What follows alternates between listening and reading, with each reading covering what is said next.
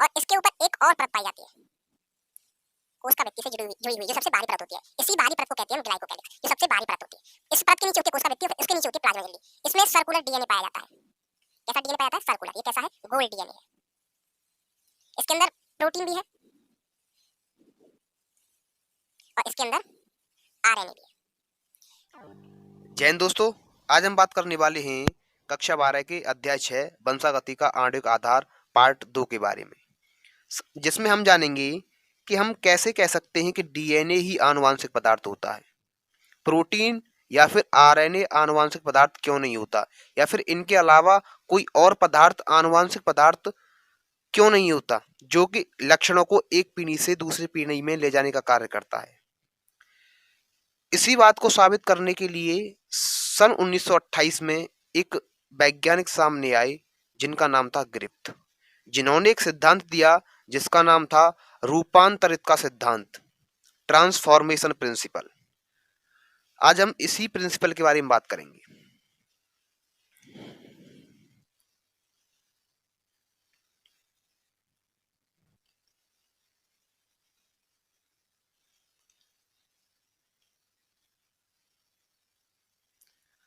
रूपांतरित का सिद्धांत, ट्रांसफॉर्मेशन प्रिंसिपल, ट्रांसफॉर्मेशन प्रिंसिपल। सन 1928 में, सन कितनी थी? सन 1928 में ग्रिफ्थ नामक वैज्ञानिक ने इस सिद्धांत को प्रतिपादित किया। सन 1928 में ग्रिफ्थ नामक वैज्ञानिक ने इस सिद्धांत को प्रतिपादित किया जिसको हम रूपांतरित का सिद्धांत कहते हैं। इन्होंने अपना जो प्रयोग किया था वो किया था स्ट्रेप्टोकोकस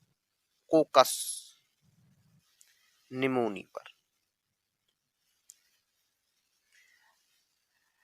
स्ट्रेप्टोकोकस निमोनी नाम का एक जीवाणु होता है जिससे हमें निमोनिया होता है। जो निमोनिया की जो बीमारी होती है वो किसके कारण होती है? स्ट्रेप्टोकोकस निमोनी के कारण ही हमें किसकी बीमारी होती है? निमोनिया की बीमारी होती है।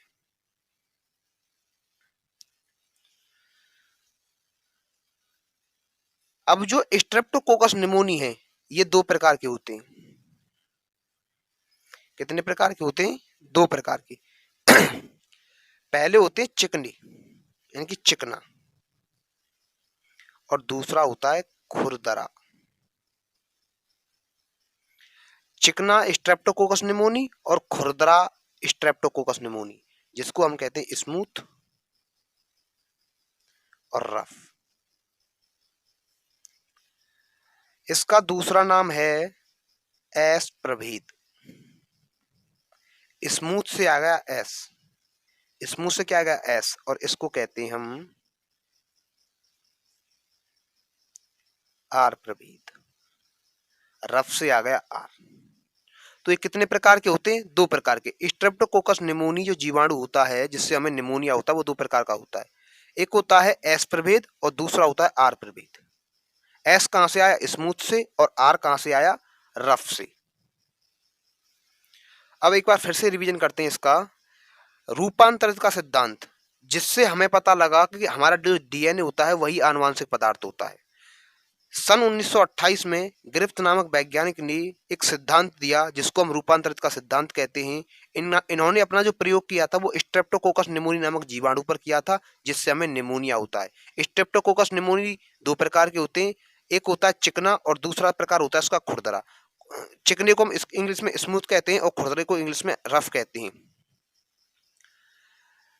जो चिकना था उसको हम कह सकते हैं एस प्रभेद, स्मूथ से एस आ गया, और जो खुरदरा है उसको कह सकते हैं हम रफ यानी कि आर प्रभेद। अब हम बात करते हैं एस प्रभेद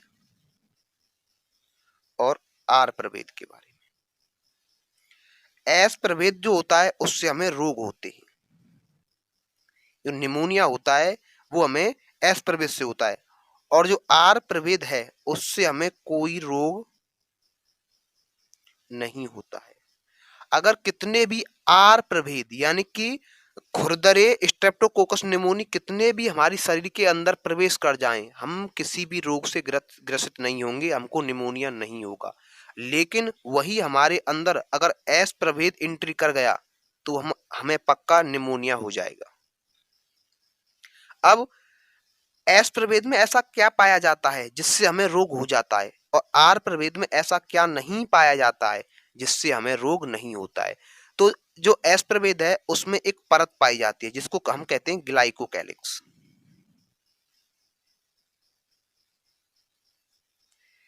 ग्लाइकोकैलिक्स परत पाई जाती है जिसके कारण ये क्या होते हैं, इसी परत के कारण ये चिकने दिखाई पड़ते हैं।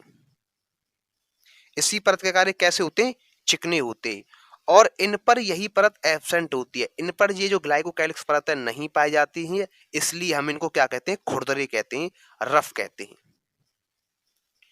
इसी परत के कारण हमें रोग होते हैं, और इसमें ये आर प्रभेद में यह परत नहीं पाई जाती है, इसलिए आर प्रभेद से हमें कोई भी रोग नहीं होता है। किसी भी प्रकार का हमें कोई भी रोग नहीं होता है आर प्रभेद से। वहीं एस प्रभेद से हमें रोग होता है, क्यों? क्योंकि इसमें ग्लाइकोकैलिक्स परत पाई जाती है। अगर हम वही बात अब बात करते हैं हम इसके चित्र के बारे में।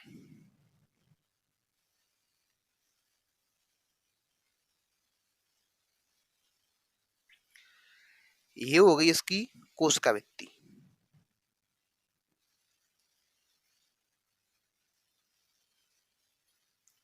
ये होगी इसकी प्लाज्मा झिल्ली।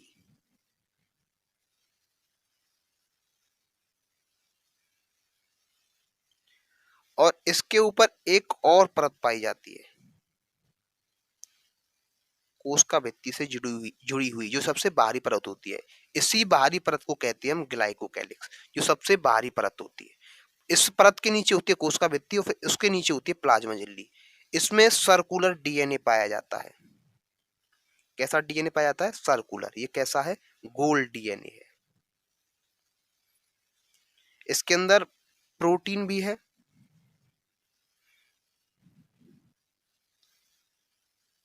और इसके अंदर आरएनए भी है।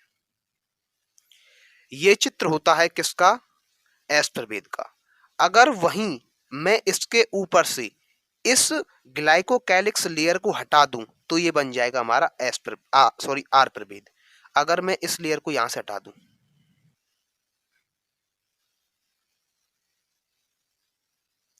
ये इसकी कोशिका भित्ति हो गई, ये इसकी कोशिका झिल्ली हो गई, ये इसमें इस तरीके से गोल डीएनए हो गया, और यहाँ पर इस तरीके से इसमें प्रोटीन हो गई, और इसमें इस तरीके से हो गया आरएनए।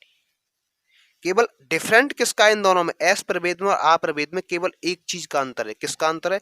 ग्लाइकोकैलिक्स परत का। एस प्रभेद में ग्लाइकोकैलिक्स परत पाई जाती है, वहीं आर प्रभेद में ग्लाइकोकैलिक्स परत नहीं पाई जाती है। बाकी का इनमें सब कुछ कैसा होता है? सेम होता है, समान होता है, और इसी परत के कारण हमें रोग होते हैं। और एस प्रभेद से हमें रोग होते हैं, आर प्रभेद से रोग नहीं होते। रोग क्यों होते? क्योंकि इसमें ग्लाइकोकैलिक्स परत पाई जाती है। एक बार फिर से हम इसका रिवीजन करते हैं। हम कैसे कह सकते हैं कि डीएनए ही आनुवांशिक पदार्थ होता है? इस बात को सिद्ध करने के लिए एक वैज्ञानिक ने सिद्धांत दिया, एक सिद्धांत प्रतिपादित किया जिसको हम रूपांतरित सिद्धांत कहते हैं।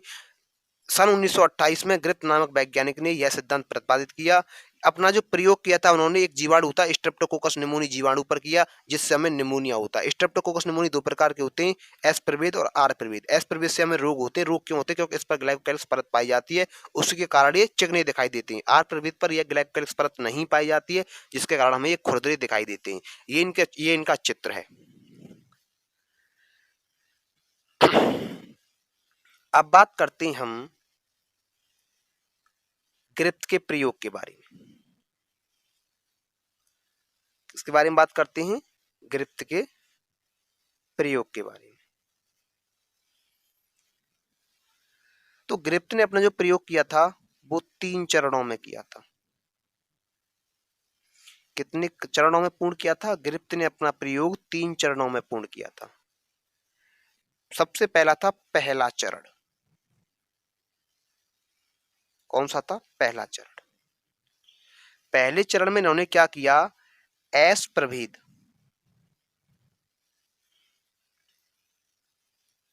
एस प्रभेद जीवाणु लिए और इन एस प्रभेद जीवाणुओं को प्रवेश करा दिया। किसमें प्रवेश करा दिया? एक चूहे में। सबसे ज्यादा जो परीक्षण होते हैं, एक्सपेरिमेंट होते हैं, वो चूहे के ऊपर ही होते हैं, क्योंकि चूहे का जो डीएनए है वो लगभग इंसान के डीएनए के बराबर ही होता है, समान होता है। इसीलिए हम ज्यादातर प्रयोग किस पर करते हैं? चूहे पर ही करते हैं। तो पहले चरण में ग्रिप्त ने क्या किया कि एस प्रभेद जीवाणु लिया और उन्होंने उसको प्रवेश करा दिया किसमें? चूहे में। उन्होंने पाया कि कुछ समय बाद चूहे की मृत्यु हो गई। चूहे की मृत्यु क्या हो गई? चूहे की जो मृत्यु है वो हो गई। पहले चरण में उन्होंने क्या किया कि एस प्रभेद जीवाणु लिया, उसको चूहे में प्रवेश करा दिया, उन्होंने पाया कि कुछ समय बाद चूहे की मृत्यु हो गई। फिर आया दूसरा चरण। दूसरे चरण में उन्होंने क्या किया कि आर प्रभेद जीवाणु लिया, जिसको उन्होंने प्रवेश कराया किसमें? चूहे में, और उन्होंने पाया कि चूहे की मृत्यु नहीं हुई। एस प्रभेद जब प्रवेश कराया तो चूहे की मृत्यु हो गई, लेकिन वहीं आर प्रभेद प्रवेश कराया तो चूहे की मृत्यु नहीं हुई। अब आया तीसरा चरण। तीसरे चरण में इन्होंने क्या किया कि एक प्लेट ली, एक प्लेट में एस प्रभेद के जीवाणुओं को एक निश्चित ताप पर गर्म किया। तीसरे चरण में ग्रिप्त ने क्या किया? एक प्लेट ली, एक प्लेट में, उस प्लेट में कुछ एस प्रभेद जीवाणु डाले और उन्होंने उन जीवाणु को एक निश्चित ताप पर गर्म किया। गर्म करने के बाद इनकी जो ग्लाइकोकैलिक्स लेयर थी, ग्लाइकोकैलिक्स जो परत थी वो हो गई नष्ट, जिसके कारण उस जीवाणु की क्या हो गई? मृत्यु हो गई। एक प्लेट ली ग्रिप्त ने तीसरे चरण में, एस प्रभेद जीवाणु को उसमें रखा, निश्चित ताप पर गर्म किया, गर्म करने से उनकी ग्लाइकोकैलिक्स परत नष्ट हो गई और जीवाणु की मृत्यु हो गई। अब मृत्यु होने के बाद उन्होंने लिया एक झार, इस झार के अंदर डाला किसको? मृत एस प्रभेद को। किसको डाला? ये क्या है? मृत एस प्रभेद।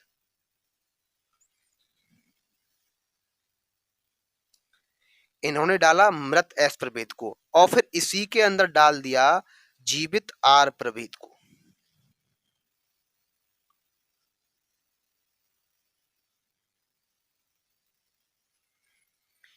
जीवित आर प्रभेद को डाल दिया। अब इन्होंने उस आर प्रभेद को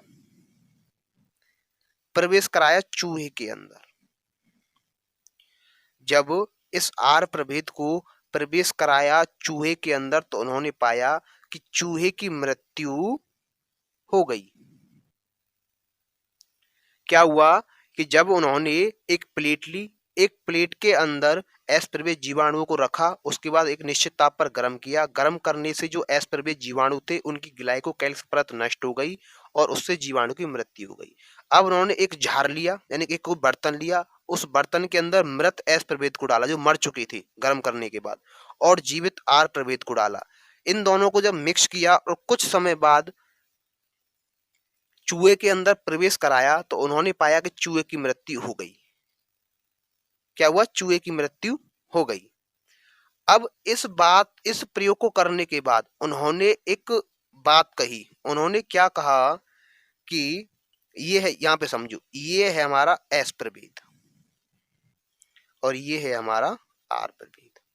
उन्होंने कहा कि जब मैंने दोनों को एक झार के अंदर डाला, इस झार के अंदर डाला, तो एस प्रभेद से कोई पदार्थ आर प्रभेद में प्रवेश किया।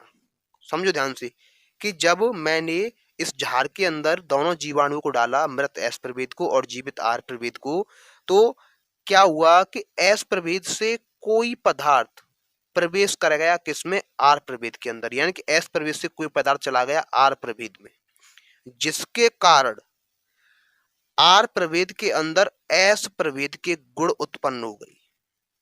समझो कि एस प्रभेद से कोई पदार्थ प्रवेश कर गया आर प्रभेद के अंदर, जिससे क्या हुआ कि एस प्रभेद की जो गुण थी वो प्रवेश कर गई आर प्रभेद के अंदर, और जब आर प्रभेद को प्रवेश कराया गया चूहे के अंदर प्रवेश कराया गया तो चूहे की मृत्यु हो गई। लेकिन ग्रिप्त जो वैज्ञानिक थे ये बताने में असमर्थ रहे कि वो कौन सा पदार्थ था जो एस प्रभेद से आर प्रभेद के अंदर प्रवेश कर गया और जिसके कारण चूहे की मृत्यु हो गई। वो क्या था जो पदार्थ एस से प्रभेद से आर प्रभेद के अंदर गया था। उसके बाद फिर 3 वैज्ञानिक आए। कितने वैज्ञानिक आए? 3 वैज्ञानिक आए। एवरी, मैक्लियोड और मैककार्टी। एवरी, मैक्लियोड और मैककार्टी नामक 3 वैज्ञानिक आए। कौन कौन से नाम, क्या नाम थे उन वैज्ञानिक इनके? एक तो था एवरी, दूसरा था मैक्लियोड, तीसरा था मैककार्टी। इन्होंने सन 1933 से 34 के बीच में, सन 1933 से 34 के बीच में जो सिद्धांत था रूपांतरित का सिद्धांत,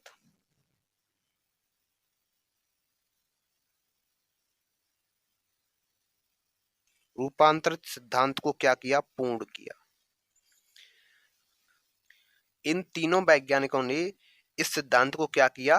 पूर्ण किया। इन्होंने भी अपना जो प्रयोग किया था वो 3 चरणों में किया। कितने चरणों में किया? 3 चरणों में किया। सबसे पहले हम बात करते हैं पहला चरण। पहले चरण में इन्होंने क्या किया कि एक जार लिया,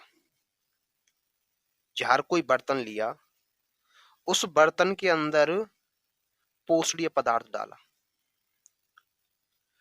और उस पोषणीय पदार्थ के अंदर डाल दिया प्रोटीएज एंजाइम।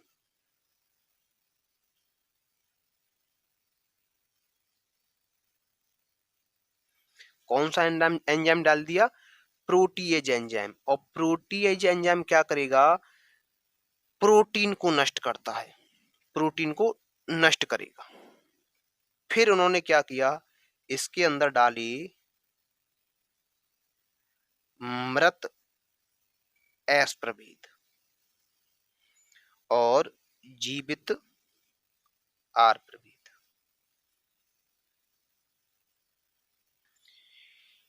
इन्होंने क्या किया कि पहले चरण में क्या किया? एक बर्तन लिया, एक बर्तन के अंदर कोई पोषणीय पदार्थ डाला, मतलब कोई इनके खाने का सामान, जो स्ट्रेप्टोकोकस निमोनी जीवाणु है उनके खाने का सामान डाल दिया।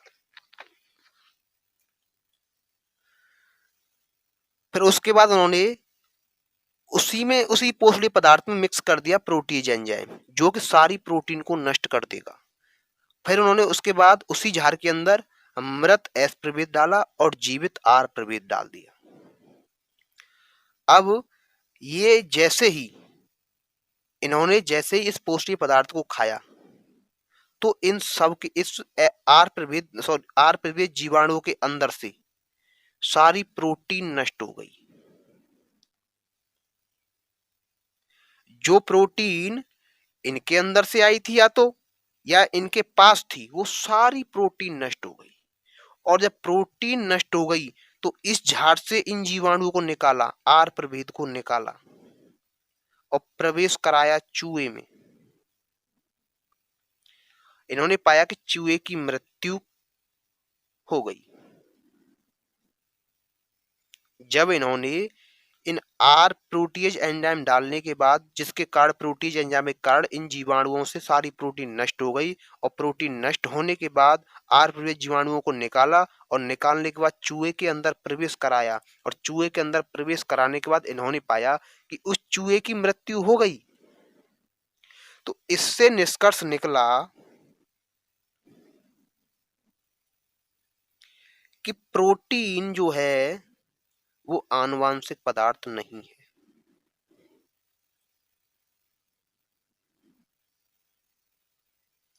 प्रोटीन आनुवांशिक पदार्थ नहीं है।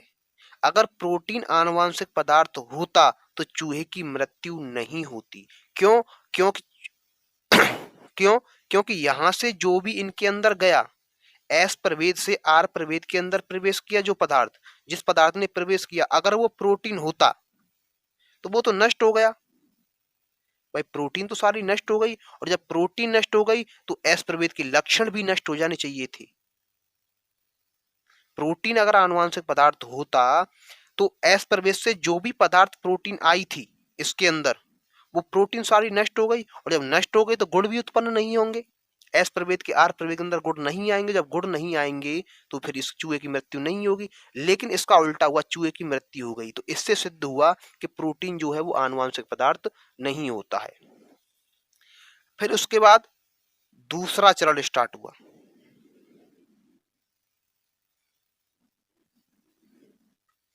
दूसरे चरण में फिर इन्होंने यही किया, एक झार लिया, एक झार के अंदर पोषणीय पदार्थ डाला, लेकिन अब की बार इन्होंने डाला इसमें आरएनएज एंजाइम। कौन सा एंजाइम डाला? आरएनएज। आरएनएज एंजाइम क्या करेगा? टोटल आरएनए को नष्ट कर देगा। जितना भी इनके अंदर आरएनए होगा उसको नष्ट कर देगा। फिर उसके बाद इन्होंने इस झार के अंदर डाले मृत एस प्रभेद और जीवित आर प्रभेद। अब जब डाले तो आरएनए एंजाइम ने टोटल जितना भी आरएनए था इनके अंदर वो नष्ट कर दिया। आरएनए नष्ट हो गया। आरएनए नष्ट होने के बाद फिर इन्होंने इन जीवाणुओं को निकाला और प्रवेश कराया चूहे में। प्रवेश करा दिया किसके अंदर? चूहे के अंदर। और इन्होंने पाया कि चूहे की मृत्यु फिर भी हो गई। भाई आरएनए एंजाइम डाला, आरएनए एंजाइम ने सारा आरएनए नष्ट कर दिया। जब आरएनए नष्ट कर दिया फिर उन्होंने इसके अंदर से निकाला, और निकालने के बाद चूहे के अंदर प्रवेश कराया, और प्रवेश कराने के बाद इन्होंने पाया कि चूहे की मृत्यु हो गई। और इससे निष्कर्ष निकला, इससे क्या निष्कर्ष निकला? कि आरएनए आनुवांशिक पदार्थ नहीं है। आरएनए जो है वो आनुवांशिक पदार्थ नहीं है। इसके बाद फिर स्टार्ट हुआ तीसरा चरण।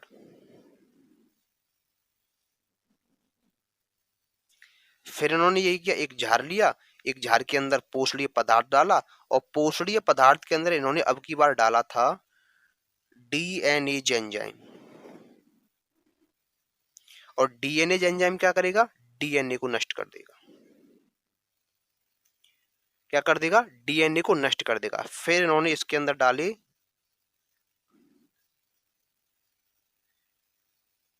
मृत एस प्रभेद और जीवित आर प्रभेद। अब क्या हुआ कि इन्होंने इस पोषणीय पदार्थ को खाया, और खाने के बाद इनके अंदर से सारा डीएनए नष्ट हो गया। डीएनए एंजाइम ने सारा डीएनए कर दिया नष्ट। क्या कर दिया?